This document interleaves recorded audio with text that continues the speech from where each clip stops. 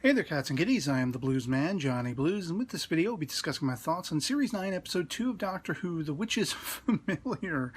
And I'm just speechless by the end of this. I just got done watching it, and it's like better than part one, 100 times better than part one. I was fangasming all throughout this sucker, and it was manipulative as hell. I mean, it was moving me to and fro with the story, and I didn't know what the hell was going to happen. And spoiler warning to get it out of the way, if you haven't seen the episode, you'd be an idiot to have clicked on this video review talking about it. I'm going to assume that you have seen it, so onward we go. But last week I was speculating in my previous episode discussion video, basically I figured that some level of teleportation was going to be involved in having dispatched Missy and Clara away from the scene. We're thinking they got exterminated and everything. And I even went to, almost in line with the description that Missy goes through, as elaborate as she does at the start of this episode, that it was probably, detected or picked up the energy blast signature and, knew to sync up with it and everything like that. Of course, it's much more amazing, the description of the doctors doing this in this scenario Missy outlines for Clara as she's dangling from her feet, out in this sort of Skaro desert outside the main city on Skaro, and how he's doing so many calculations per millisecond or whatever it was, to arrive at that conclusion, whereas Missy sort of has it pre-programmed. And of course, all bets were off with the TARDIS. We didn't know what was up with the TARDIS all throughout this episode, and where that manipulation came in. I mean, I was just fanboying through the roof in the previous episode, that mano-a-mano dialogue that was going on between Davros and the Doctor. And we got that tenfold in this episode, and it was moving, and it was just, again, much as I thought it would be, it was like mountainous in the history of Doctor Who. These two titans in the history of this show, whenever they come together, it's electrified. It's, you can feel the gravitas, not only in the actors casted in those roles, especially Julian Bleach and Peter Capaldi in this modern incarnation, not only the gravitas they wield as actors, that is their profession, but the characters, the titanous relationship of these characters coming together. And Davros, for all intents and purposes, is truly dying. That's why he called the Doctor here. And the themes, the sort of, elements in the characterizations of both of those characters, the Doctor being, sort of grounded in compassion. Compassion will do him in. Davros warns him, your compassion will be your undoing. They've had this discussion many-fold in the history of Doctor Who. The Doctor has been told this by many of his enemies. The Cybermen, the Daleks, it's very interesting how all of these different enemies keep going back to that one thing. The Doctor will always be different. He will always err on the side of hope and compassion and trying to do good for the greater good, for, even in the face of a long-standing enemy. I thought he was going to, open Davros's eyes. Like, grabbing the hanky, I'm crying. Oh my God, Davros is dying. He's had a change of heart. He's finally, he's wishing he and the Doctor were on the same side, and the Doctor's going to make that moment come true so they can both share in the sunrise on Skaro, whatever version of Skaro this is now meant to be, rebuilt Skaro, as he describes, as, the Doctor asks him how'd this happen. Once again, Skaro, it's just here. And the whole aspect of the Doctor, he doesn't know where Gallifrey is, but just the hope that it's out there, just that he was able to do something to preserve it, to save it. And you got Davros just at death's door. The death knell is ringing as he just ushers his accolades to the Doctor. You have a place. You have a place in this universe. You have somewhere you can return to. You have people. Something that I've been trying again and again and failing because to do with the Daleks, my creations. I've wanted to find a place. I wanted to preserve the sanctity of all I believe, what is down in my DNA and my genetic code. And it's just, mountains are moving. The back and forth, the give and sway, as I was describing in the previous episode discussion video, this was just that much more. Building off of that. And I was right there with it. I was misty-eyed. You see tears. You see Davros struggling to open his eyes and witness the doctor and see this sunrise. And I'm in the moment. And then the doctor falls for it. I'm right there with him. I'm completely stumped. I completely fell for it. He starts to summon regeneration energy. He goes over and he grabs the wires, the snake-like wires, all that kind of stuff. And I'm just like mind blown. I'm like, what is he doing? Is he really doing this? Is he that stupid? Like, you know, as soon as I saw his hand glowing, I'm like, you're making one hell of a mistake here, pal. But of course, double bluff. Because what happens in the aftermath? The entire time, Missy and Clara, and I gotta say, I absolutely almost died laughing. I had to pause the episode in the early going, because that point where they're looking, you know, in the sort of aqueducts or whatever, the sewers underneath the Dalek city, and, you know, you have Clara like, oh, well, how deep is that chasm, you know, and Missy's like, oh, I don't know. How deep would you say? You know, it looks pretty black down there. We can't see anything. Claire's like, well, let's drop a rock. And she just nudges Claire right over the edge. You hear this, you know, 20 feet, you know, just like Missy, again, Michelle Gomez, stealing the show every time she's on screen. No, you know, no offense, Clara, but I mean, you're getting upstaged. She's chewing the scenery, and I'm loving every minute of it. Missy, you know. And that whole aspect of the refuse of the Dalek city are the Daleks. This like liquefied, conscious, dying, you know, form of Dalek form. Dalek kind, whatever you want to call it. It's like gelatinous goo. It's looking at you. It's like it senses you, and it's got all of this. Even more so than the purebred Daleks above ground, you know, it's like a concentrated form of hate and rage at its own kind. Which is like, you know, these are themes we've seen visited and revisited along the course of the history of Doctor Who in that Dalek framework. We've had Dalek civil wars going on and everything like that through multiple Doctors, 6th and 7th most notably. And the idea that, you know, basically Missy puts Clara into a Dalek, and it's kind of calling back to how we first met, whom we suspected the companion would be Oswin, and she's a Dalek, and all this kind of stuff. I thought that was a really interesting, you know, sort of 180 degree or 360 degree full circle, you know, event that happened. And I was beginning to get really scared that we were losing Clara already. You know, that was it. That was it for her. She was going to be like hooked up to this thing, and the Doctor wouldn't be able to save her or whatever like that. And it really, as all of this is going on, it really delves deep into the psyche of the Dalek, even more so than anything we've seen before. You know, the first series episode, Dalek, sort of gave us whispers of this. Into the Dalek from Series 8 gave us whispers of this. But suddenly we're seeing the human equivalent. And it's, again, something that goes all the way back to the first Dalek serial. Ian Chesterton was in that, you know, casing at one point. Of course, they hadn't the forethought to think of the telepathic movement and everything and hooking him up to it. Or at least it was something we didn't see, you know, on screen. But that was probably part of the process. But as Clara's inside and she's like saying one thing, the Dalek chassis, the speaker, is issuing something else. In the face of fear, it screams exterminate. In the face of uncertainty, it screams exterminate.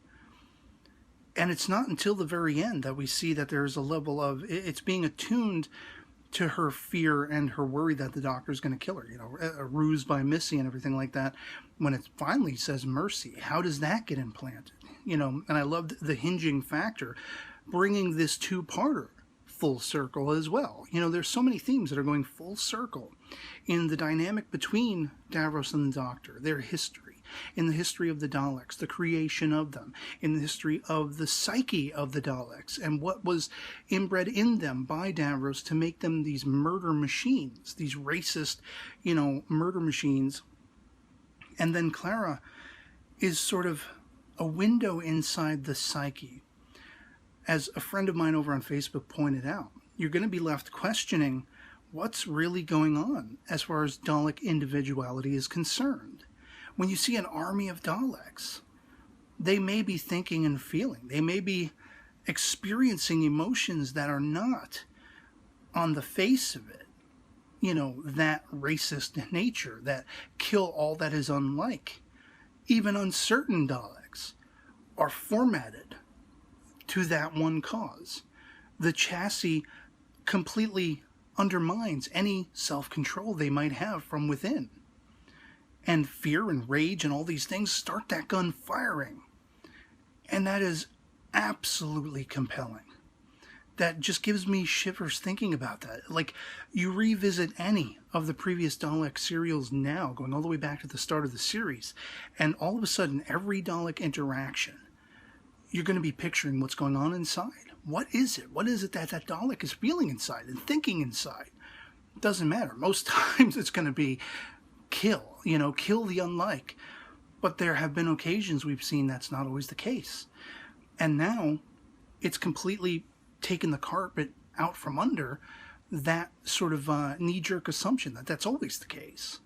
Even when we don't see a Dalek being introspective, even when we don't witness a Dalek uncertain, they may still feel it, that uncertainty, that fear.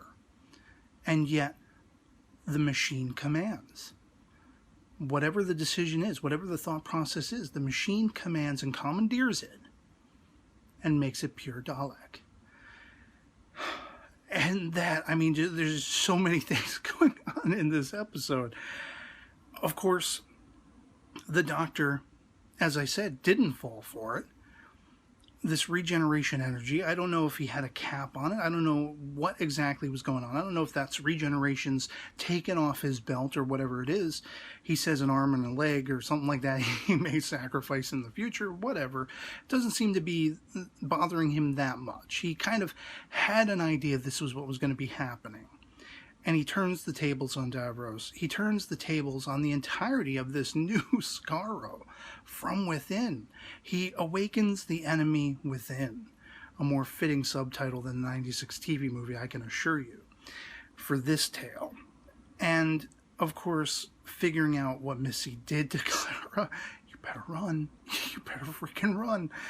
And that's another recurring theme. And when, it's sort of benchmarked by Davros saying, am I a good man? Did I do right?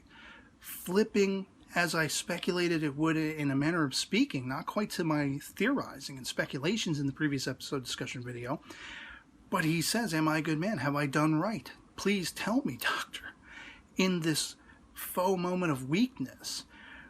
And there's the talk of the Doctor just always running, always having run. And once again, are we hearing whispers that go back to like the one series with Sylvie McCoy's Doctor, where there were some Dalek themes. He, purportedly destroyed Skaro. Skaro's back. But what was the purpose of his running? Why? He didn't just, it's always in question, did he just sort of spirit away and not want to be part of his people? Was he running from some dark past? There are all different kinds of theories, and this particular episode gives us the hint that maybe there was something much more ominous going on Gallifrey. That maybe the minds that were coming together were trying to create, according to Davros, according to Missy even, who wasn't there to hear it. So it seems that she brought up the very same thing, the idea of the Dalek Time Lord hybrid. Is there truth to that? Is there weight to that?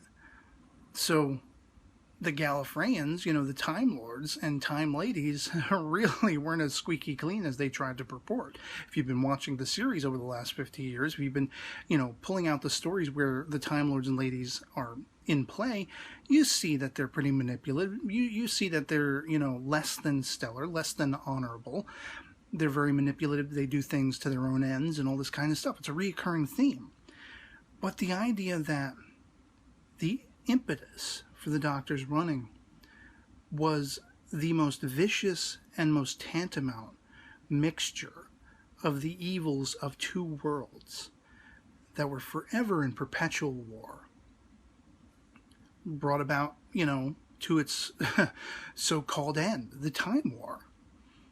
And even after this, they still both exist. It's still going to be going on in some manner of speaking. it's goosebumps. It's like, this has got to be one of the best in the whole of the modern series. One of the best episodes. One of the best stories. There were elements to the first part, that were kind of flimsy, that I didn't feel sure-footed on, that I only really skirted over and let slide because of all of the weightiness of the Doctor and Davros and of Missy's interaction and Clara and the uncertainties of what happened to them and all that kind of stuff. And I love that by the end of this, the whole episode is on Skaro. The whole episode is that tantamount back and forth of these mountains of Davros and the Doctor. And Missy and Clara trying to find their way back to him, in a sense. Missy always being dastardly every step of the way. But in the end, it all culminates with the Doctor's truest drive and truest form. Compassion. Being the hero. I love how they turn it on his ear when Davros says, "Did you doubt I was dying? I think we've proved that, if anything, the one thing that is your greatest failing is being a doctor." And they are both laughing, and I'm just like, so many mixed emotions about that. Like, here are two enemies. Two arch enemies. Two lifelong enemies. And suddenly they're on the same footing. Suddenly they're coming from the same place. It's very much like The Killing Joke. If you've ever read that trade paperback, between the Joker and Batman. This was the Joker and Batman having a laugh. And how mind-boggling and blood-curdling that is. And momentous that is. But then at the end, the Doctor is his truest self. In Peter Capaldi's face, in his curly locks, in that sort of, laid-back eyebrow, we see every face of the Doctor. We see every hint of his history. We see when Nine, was confronted with sort of a whole Dalek fleet, and he said, "I'll be cowardly every time. I can't destroy you. I can't become the monster." When the Fourth Doctor, the weight of that decision. Can I destroy the whole of the Daleks? Can I, become the monster and kill the child if I know the promise of tomorrow is that he becomes a monster? All of that stuff is representative right here. And man, one last thing I can say about this episode, and it's probably telling. I mean, you see the hat. You see the glasses. Doctor without Sonic, not necessarily. Wearable tech. Just freaking, oh my god, I could go on till the Skaro sun rises. I absolutely loved this.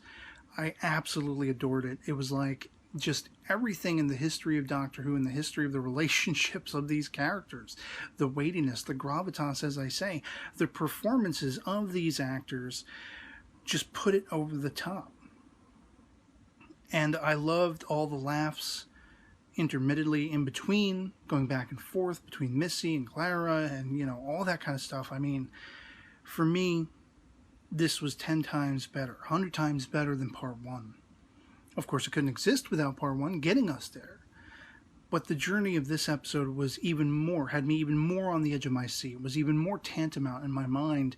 And looking at the next episode to come, I feel like, at least with how big, how tremendous this two-parter was, for a two-part story, for a culmination of so much history of Doctor Who, for coming full circle on so many levels, I almost have to bet I'm going to be slightly disappointed with next week's episode. Underwater, strangeness, ghostly stuff that seems to be. But yeah, I can't even begin. I can't even begin to tell you just how fanboyed this episode left me. And I'd love to hear from you guys in the comments below what you thought of The Witches Familiar Series 9, Episode 2. If you thought it was a successful conclusion, if you thought it was better than the first half, if it left you kind of wanting more or dissatisfied in any way, shape, or form, which I gotta say, from right out of the gate, even if you found things to henpeck about this episode that, left you dissatisfied, I think you're out of your mind if you say any of the interaction between Capaldi and Julian Bleach as the Doctor and Davros respectively weren't just some of the best minutes of television in a long time. And so yeah, that's pretty much all I have to say on it. I hope this video finds you well, and I'll catch you all later. Peace.